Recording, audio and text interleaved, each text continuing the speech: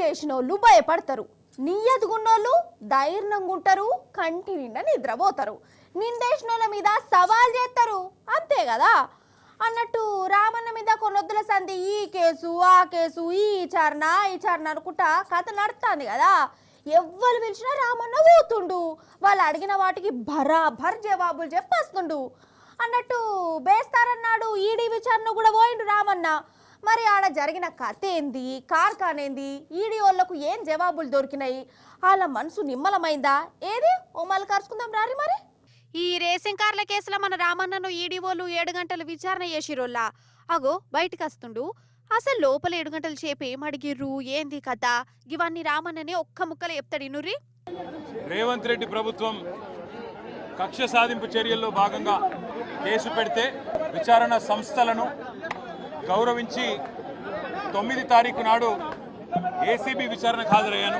ED కూడా case పెట్టి మరి వాళ్ళ విచారణకు పిలిస్తే ఈడీ విచారణకు కూడా హాజరయ్యాను. 2 సంస్థలు కూడా ఒకటే రకమైన ప్రశ్నలు దాదాపు 7-8 గంటల పాటు అడిగిందే అడిగి మొత్తానికి అన్ని వివరాలు తీసుకున్నాను. అది సంగతి. మొన్న ఏసీ బోలేది గదే కథ, ఈ ఈడీ బోలేది గిదే కథ. సరే, అసలు బీఆర్ఎస్ లీడర్ల మీద కేసులు, విచారణలు, ఎంక్వైరీలు ఇవన్నీ ఎవరి కోసం చేస్తుండ్రు, ఎందుకోసం చేస్తాళ్ళు, దీని వెనుక ఎవరున్నారు, గవన్నీ మన జనాలకి ఇప్పటికే బాగా సమజైపోయింది కదా. అగో అందుకే రామన్న బయటకొచ్చి రేవంత్ సార్కు సవాల్ చేసిండు. రేవంత్ రెడ్డి గారు, నీకు నిజాయితీ ఉంటే, నీకు ధైర్యం ఉంటే ఒక పని చేద్దాం. నేను తయారుగా ఉన్నా, నువ్వు ముందుకు రా, జడ్జి గారు ముందు కూర్చుందాం. ఏసీబీ జడ్జి అయినా, హైకోర్టు న్యాయమూర్తి గారైనా, లేదా మీకు ఇష్టమైన న్యాయమూర్తి ఎవరి ముందైనా కూర్చుందాం. మీ మీద ఏసీబీ కేసు ఉంది, నా మీద ఏసీబీ కేసు ఉంది, నీ మీద ఈడీ ఛార్జ్ షీట్ చేసింది, నా మీద ఈడీ విచారణ జరుగుతున్నది. మొత్తం మీడియా ఉంది కదా, లైవ్ టీవీ పెట్టండి. నేను రేవంత్ రెడ్డి గారు ఇద్దరం కూర్చుంటాం న్యాయమూర్తి ముంగట. మీరు ఏ ప్రశ్నను అడగండి కేసుకు సంబంధించి, ఆయన కేసు నా కేసు, ఇద్దరికి లై డిటెక్టర్ పరీక్ష పెట్టండి. అనవసరంగా ప్రజాధనం దుర్వినియోగం అయ్యే విధంగా, ఇంతమంది ఉన్నతాధికారుల టైం వేస్ట్ అయ్యే విధంగా, ఇంతమంది మీడియా సంస్థల టైం వేస్ట్ అయ్యే విధంగా ఈ కక్ష సాధింపు విచారణ మంచిది కాదు. నేను రెడీగా ఉన్న రేవంత్ రెడ్డి, నీకు ధైర్యం ఉంటే ముందుకు రా. దొంగెవరో, ఎవరేందో, ఎవరి నిజాయితీ ఏందో రాష్ట్రం మొత్తం చూస్తుంది.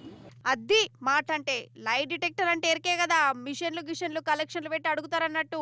వాళ్ళు చెప్పే జవాబులు తప్పా రైటా అవి మిషన్లు తేల్చేస్తాయి. ఆ లై డిటెక్టరు పరీక్షలకు కూడా రామన్న రెడీగా ఉన్నాడు. మరి రేవంత్ అన్న నువ్వు రెడీయేనానే?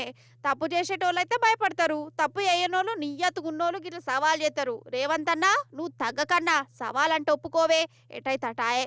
దీన్ని మించిన ఆఫర్ ఉండనే ఉండదుగా, ఒప్పుకునుడే కావాలి అని చేయిపాటి కార్యకర్తలే రేవంత్ అన్నకు సందేశాలు పంపుతురట. మరి రేవంత్ అన్న ఏమంటాడో, సవాలుకు సై అంటాడా, ఎందుకు వచ్చిన పీకులటాన్ని పక్కకు పోతాడా?